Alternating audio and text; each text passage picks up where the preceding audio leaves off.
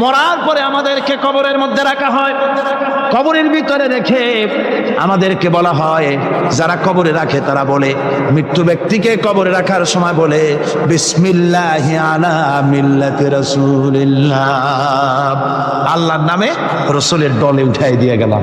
আল্লাহর নামে কার দলে উঠাইলো? রসুলের দলে। চিন্তা করেন ভাইরা, আল্লাহর নামে রসুলের দলে উঠাইলেন কারে? কারে উঠালেন? এই লোকটি তার যৌবনকালে যত মিছিল করেছে, ধর্মনিরপেক্ষতাবাদের পক্ষে মিছিল করেছে, জীবনে যা কিছু করেছে সব করেছে মানুষের তৈরি করা মতবাদের জন্য। তার ভোট ইসলামের কাজে লাগে নাই, তার ইলেকশন ইসলামের কাজে লাগে নাই, তার দেওয়ালের লেখা ইসলামের কাজে লাগে নাই, তার বক্তৃতা, তার টাকা পয়সা ইসলামের কাজে লাগলো না। মরে গেছে, পরে মরা মানুষটারে উঠাইয়া বললা রসুলুল্লাহর দলে উঠাইয়া দিলাম। এখন বলো রসুলুল্লাহ কেন তোমার মতো মরা লাশটাকে তিনি গ্রহণ করতে যাবে? তোমার জীবনের কোন কাজই তো ইসলামের জন্য কাজে লাগলো না। তোমার জীবনের একটা দীর্ঘ তো ইসলামের কাজে লাগে নাই। মরছো, তারপরে তোমার মরা লাশ রাসূলুল্লাহ বহন করতে যাবেন কেন? কি দায় টাকা পড়েছে তা?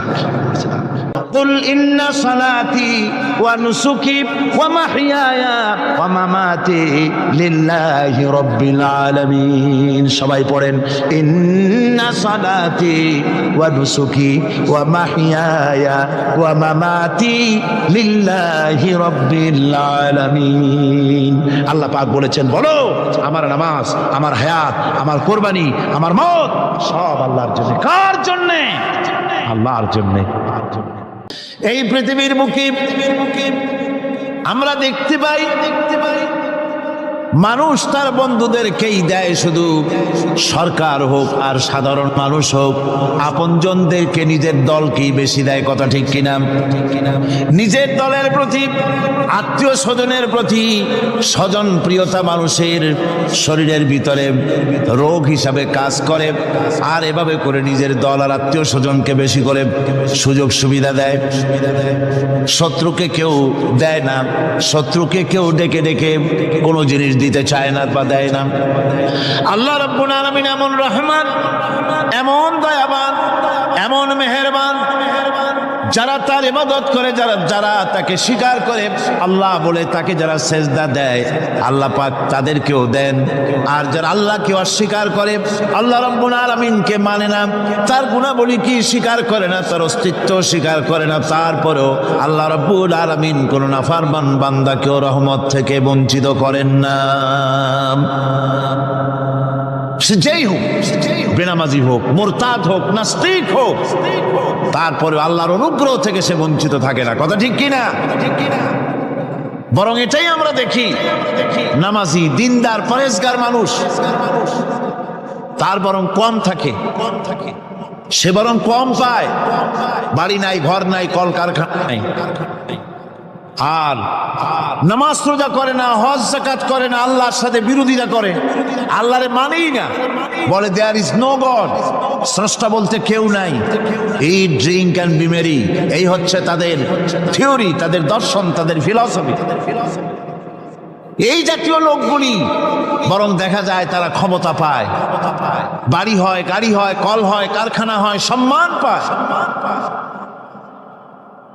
এটা কেন? এর কারণ হচ্ছে আল্লাহ রাব্বুল আলামিন এই পৃথিবীর কোনো মূল্য দেন না। এই পৃথিবীর মূল্য যদি আল্লাহ পাকের কাছে একটা মশার দানার তুল্য যদি হতো, আল্লাহ পাক বিদ্রোহীদেরকে, কাফেরদেরকে এক ঢোক পানি আল্লাহ পাক গিলতে দিতেন না। এবার চিন্তা করেন, আল্লাহর ব্যাপারে যে দৃষ্টান্তটা দেওয়া হয়েছে, দৃষ্টান্তটা কত গুরুত্বপূর্ণ। মশার দানার তুল্য, মশার দানার তুল্য এই পৃথিবীর দাম নাই আল্লাহর কাছে। আপনাকে যদি কেউ 10 লক্ষ মশার দানা বহু কষ্ট করে জোগাড় করিয়া যদি কেউ দেয়, তাহলে আপনি কয় টাকা দিয়ে কিনবেন? 4 পয়সা দিয়েও একজনে বলছে 4 পয়সাও দিবে না। তাহলে বোঝেন এর কোনো মূল্য নাই। একটা মশার দানার তুল্য মূল্য আল্লাহ পাক এই পৃথিবীর দেন না, যার কারণে অবারিত উন্মুক্ত হস্তে আল্লাহ পাক সমস্ত মানুষের জন্য, প্রাণী জগতের জন্য তিনি করুণা করেছেন সকলকে। এটা হচ্ছে রহমান। আর রহিম হচ্ছে, হাদিস শরীফে বলা হয়েছে, আল রহমানু রহমানুদ দুনিয়া ওয়াল আখিরা, রহিম ও রহিমুল আখিরা। মোমেন রহমান তো শুধু আল্লাহ পাক দুনিয়া এবং আখিরাতের জন্য, আর রহিম শুধুমাত্র আখিরাতের জন্য। আবার কোন কোন আয়াতে বলা হয়েছে যে আল্লাহ পাক দুনিয়ার মানুষের জন্য রহিম। একটি আয়াতে ভাবে বলা হয়েছে হুয়াল্লাযী ইউসাল্লি আলাইকুম ওয়া মালাইকাতুহু লিয়ুখরিজাকুম মিনাজ যুলুমাতি ইলান নূর ওয়া কানা বিল মুমিনিনা রহিমা।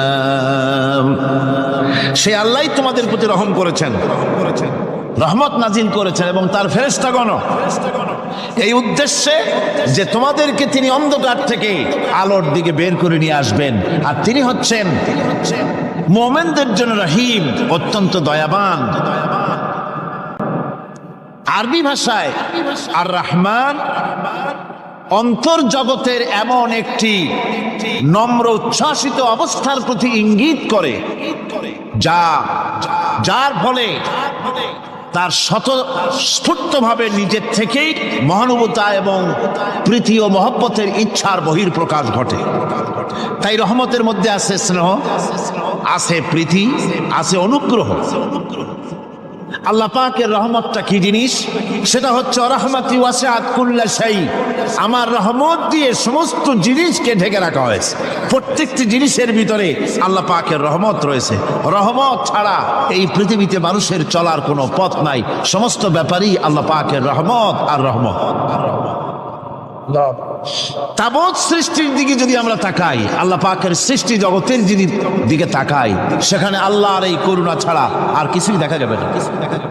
কোরআনে কারিমে বলা হচ্ছে ওয়াসাখখারা লাকুম মা ফিস সামাওয়াতি ওয়া মা ফিল আরদি জামিআম মিনহু ইন্না ফি যালিকা লাআয়াতিন লিকাওমিন ইয়াতাফাক্কারুন।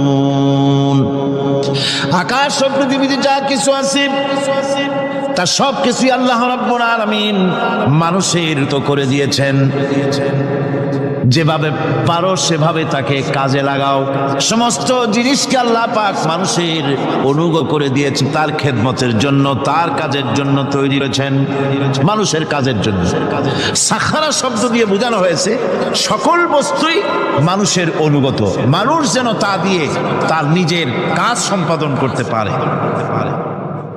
অন্য আয়াতে বলা হয়েছে আল্লাহুল্লাযী খালাকাস সামাওয়াতি ওয়াল আরদা ওয়া আনজালা মিনাস সামাই মাআন ফাখরাজা বিহি মিনাস সামারাতি রিজকান লাকুম ওয়া সাখখারা লাকুমুল ফুলকা লিতাজরি ফিল বাহরি বিআমরিহি ওয়া সাখখারা লাকুম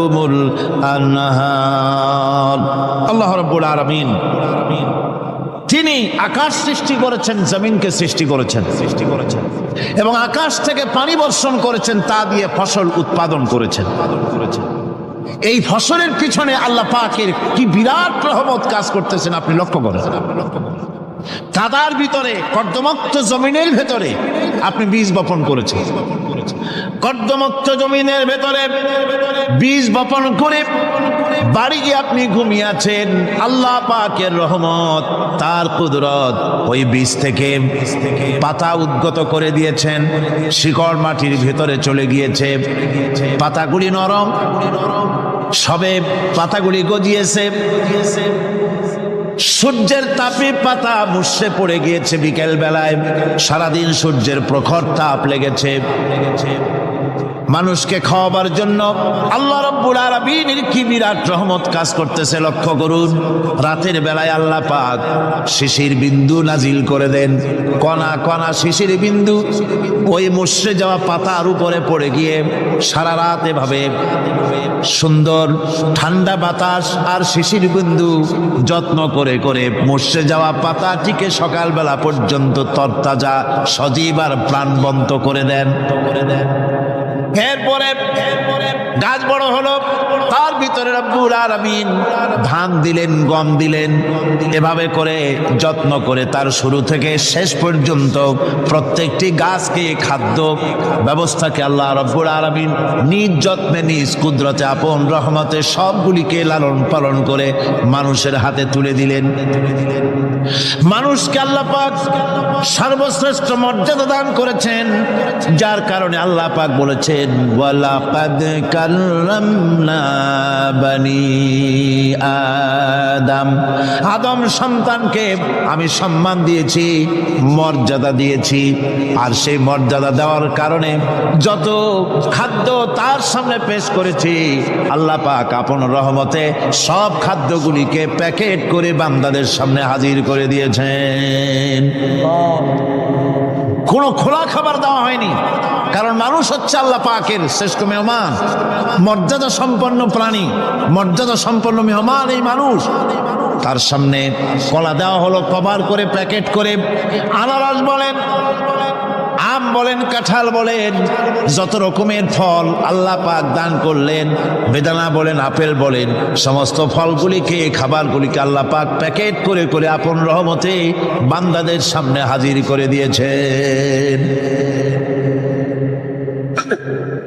তার এত দয়া, তার দয়াই আকাশ থেকে বৃষ্টি হয়, সেই বৃষ্টিতে ফসল ফলে। তার দয়ায়, তার রহমতে তিনি পানি মানুষের আয়ত্তে করে দিয়েছেন। এই পানির উপরে জাহাজ পরিচালনার জন্য আল্লাহ পাক সুযোগ করে দিয়েছেন। জাহাজ পরিচালনা করা হচ্ছে সমুদ্রের ভেতরে মানুষের জন্য। এভাবে করে আল্লাহ পাক সব জিনিসকে তার সুযোগের মধ্যে এনে দিয়েছে। এরপরে আল্লাহ পাক বলছেন ওয়া আতাকুম মিন কুল্লি সালতুমুহু ওয়া ইন তাউদ্দু নি'মাতাল্লাহি লা তুহসুহা ইন্নাল ইনসানা লাযালুমুন কাফফার। আল্লাহ পাক বলেন তোমাদের প্রতি আল্লাহ পাকের দয়া, তার রহমত, তার করুণা এত বেশি, তোমাদের সকল চাহিদা তিনি পূরণ করেছেন, কোনো চাহিদা বাকি রাখেন নাই। আমাদের চাওয়ার আগে আমাদের যা কিছু প্রয়োজন আল্লাহ রাব্বুল আলামিন সব সাপ্লাই করেছেন। যেরকম সুবহানাল্লাহ। ওই আল্লাহ পাক বলেন ওয়া ইন তাউদ্দু নি'মাতাল্লাহি লা তুহসুহা। বান্দারে, আমার নিয়ামত যদি গণনা করো, গুনতে গুনে গুনে গুনে আমার নিয়ামতকে গুনে শেষ করতে পারবা না। এত অসংখ্য নিয়ামত ছড়িয়ে ছিটিয়ে রেখেছি বিশ্ব জুড়ে, সর্বত্র সব জায়গায় আমার করুণার ছোঁয়া তোমার চোখের সামনে পড়বে। আল্লাযী জাআলা লাকুমুল আরদা মাহদা ওয়া জাআলা লাকুম ফীহা সুবুলান লাআল্লাকুম তাহতাদুন। আল্লাহ পাক যিনি জমিনকে, এই পৃথিবীকে তোমাদের জন্য বিছানার মতো বিছায় দিয়েছেন, আর বিচারণের জন্য সমতল পথ তৈরি করে দিয়েছেন। এই পৃথিবীটা তোমার জন্য কি সুন্দর করে আল্লাহ পাক একটা গালিচার মতো করে বিছায় দিয়েছেন, সবুজ ঘাস তাতে রয়েছে। এই পৃথিবীর মাটি আল্লাহ পাক মানুষের জন্য কি সুন্দর ঘাটিতে পরিণত করে দিয়েছেন। এই মাটি আল্লাহর রহমতটা দেখুন, একদিকে মাটি নরম, আবার এমন নরম নয় যে 10 তলা 20 তলা 50 তলা বিল্ডিং করলে পরে এর ভারের চোটে ভিতরে ঢুকে যাবে, এরকম নরম নয়। যেখানে যতটুকুন প্রয়োজন ফসল ফলাবার জন্য বৃষ্টি দিয়ে মাটি নরম করে ফসল ফলাবার ব্যবস্থা করা হয়। আবার বিল্ডিং তৈরি করার জন্য মাটি যেমন শক্ত হওয়া দরকার তেমন শক্ত আল্লাহ পাক করে দিয়েছেন। এখন তো 130, 35, 40 তলা পর্যন্ত, তারও বেশি তলা বিল্ডিং তৈরি হচ্ছে। এই পৃথিবী যেন আমাদের নিয়ে নড়াচড়া করতে না পারে সেজন্য আল্লাহ পাক পাহাড় সৃষ্টি করেছেন। আল্লাহ কোনো জিনিস খেলতামাশার জন্য তৈরি করেন নাই। গতকাল এই আয়াতটি আমি পড়েছিলাম, الذين يذكرون الله قياما وقعودا وعلى جنوبهم ويتفكرون في خلق السماوات والأرض ربنا ما خلقت هذا باطلا নিরর্থক করে আল্লাহ পাক কোন জিনিসকে তৈরি করেন নাই। সুতরাং আল্লাহ পাক খেল তামাশায় বস্তু করে কিছুই তৈরি করেন নাই, সবগুলিকে আপন রহমতে তৈরি করেছেন মানুষের সৃষ্টি জগতের জন্য, যার দ্বারা মানুষ উপকৃত হতে পারবে। এই জন্য তিনি হচ্ছেন রহমান। বলেন তিনি কি? রহমান। আল্লাহ রাব্বুল আলামিন জমিন সৃষ্টি করলেন, পাহাড় দিলেন, গাছপালা তরুলতা তৈরি করে দিলেন। এরপরে আল্লাহ পাক বলছেন, তাকিয়ে দেখো সমুদ্রের দিকে, ওয়া হুয়াল্লাযী সাখারাল বাহরা লিতাকুলু মিনহু লাহমান তারিয়ান ওয়া তাস্তাখরু মিনহু হিলিয়াতান তালবাসুনাহা। সমুদ্রের দিকে লক্ষ্য করে দেখো, এই সমুদ্রকে তোমাদের অনুগত করে দিয়েছি। এর মধ্যে রয়েছে তাজা মাছ মাংস রয়েছে, এর ভিতরে রয়েছে তোমাদের পরিধানের অলংকারাদির জন্য মূল্যবান সম্পদ রাখা হয়েছে সমুদ্রের মধ্যে। বিজ্ঞানীরা বলেছেন পৃথিবীর উপরিভাগে যা আছে মাটির তলায় তার থেকে অনেক বেশি বেশি মূল্যবান জিনিস আছে। আছে না মাটির তলায় মূল্যবান জিনিস? কি আছে? কি আছে? কি আছে? কি আছে? খনিজ দ্রব্য আছে, সোনা আছে, লোহা আছে, তেল আছে। তেল যে শুধু সৌদি আরবে, কুয়েতে আর কাতারে, বাংলাদেশে তেল নাই, এটা ঠিক না। আমাদের দেশে তেল আছে। আল্লাহ তেল আমাদের দেশে দিয়েছেন, তবে অতটা না হলেও কিছুটা তো দিয়েছেন। আমাদের দেশে চা আছে, পাট আছে, আমার দেশেও তেল আছে। মাঝে মধ্যে তেলের কুয়া সিলেটের হরিপুর থেকে, বাখরাবাদ থেকে, ভোলা থেকে, বিভিন্ন জায়গা থেকে তেলের কুয়া বের করে দেখানো হয়। তেল আছে। যারা ক্ষমতাসীন, যারা সরকার, যারা দেশ চালাও, যদি আমারে সেজদা দাও, যদি নামাজি হও, কোরআনের সাথে বিরোধিতা যদি না করো, যদি কোরআন সুন্নাহর শাসন প্রতিষ্ঠা করো, এ ধরনের অসংখ্য তেল বের করে দেব। কিন্তু কিন্তু বারবার উমরা করে, হাতে তসবিহ ধারণ করে, মাথায় পট্টি বেঁধে যদি ইসলামের সাথে নাফরমানি করা হয়, তোমাদের তেল আল্লাহ পাক বের করে ছাড়বেন। আল্লাহ পাক বাহানা পছন্দ করেন না। এই জমিনে ফসল আছে, অসংখ্য ফসল আল্লাহ পাক দিয়েছেন, অসংখ্য খনিজ পদার্থ আল্লাহ পাক দান করেছেন। সেই খনিজ পদার্থগুলি আল্লাহ পাক, খনিজ দ্রব্যগুলি আল্লাহ পাক দিবেন মোমেনদের হাতে। কাদের হাতে দিবেন? আল্লাহ পাক বলেছেন, ওয়ালাউ আন্না আহলাল কুরা আমানু ওয়াত্তাকাউ লাফাতাহনা আলাইহিম বারাকাতিম মিনাস সামাই ওয়াল আরদ। দেশের লোকেরা, জনপদের লোকেরা যদি আমার উপর ঈমান আনে আর আমাকে ভয় করার নীতি যদি অবলম্বন করে চলে, তাহলে ওই দেশের মানুষের জন্য আকাশ আর জমিনের সব বরকতের দরজা আমি আল্লাহ খুলে দেব। নিয়ামতের অভাব নাই, যথেষ্ট নিয়ামত আল্লাহ পাকের আছে। এখন দেখুন আল্লাহ রাব্বুল আলামিন তার রহমতের নমুনা প্রাণী জগতের দিকে লক্ষ্য করে দেখেন। আল্লাহ রাব্বুল আলামিন সমস্ত প্রাণী জগৎ, দুনিয়ায় মানুষ বাদে যত প্রাণী আছে সমস্ত প্রাণীর দিকে তাকান। মানুষের কথা তো গতকাল বলেছি। সমস্ত প্রাণীগুলিকে আল্লাহ রাব্বুল আলামিন তাদের সাথে তাদের সমস্ত জিনিস দিয়ে দিয়েছেন। এর মধ্যে কোনোটাকে আল্লাহ পাক বোঝা বহন করার জন্য কোনো প্রাণীকে তৈরি করেছেন, আবার মানুষের জন্য, জিহাদের জন্য, যুদ্ধ করার জন্য কোনো প্রাণী তৈরি করেছেন, চাষাবাদ করার জন্য প্রাণী তৈরি করে দিয়েছেন। কোরআন বলছে, ওয়াল আনআমা খালাকাহা লাকুম ফিহা দিফউন ওয়া মানাফিউ ওয়া মিনহা তাআকুলুন। তিনি বিভিন্ন ধরনের জীব পয়দা করেছেন, যার থেকে তোমাদের শীতের পোশাক এবং অন্যান্য কল্যাণকর কাজ যেন তোমরা করতে পারো, সেজন্য পশুর গায়ে যে পশম দেওয়া হয়েছে এতে পশুরও কাজ হয়। আবার এই পশমগুলি গ্রীষ্মকালে কেটে নিয়ে তাই দিয়ে মানুষের শীতবস্ত্র তৈরি করা হচ্ছে। আপনার গায়ের, আপনার গলা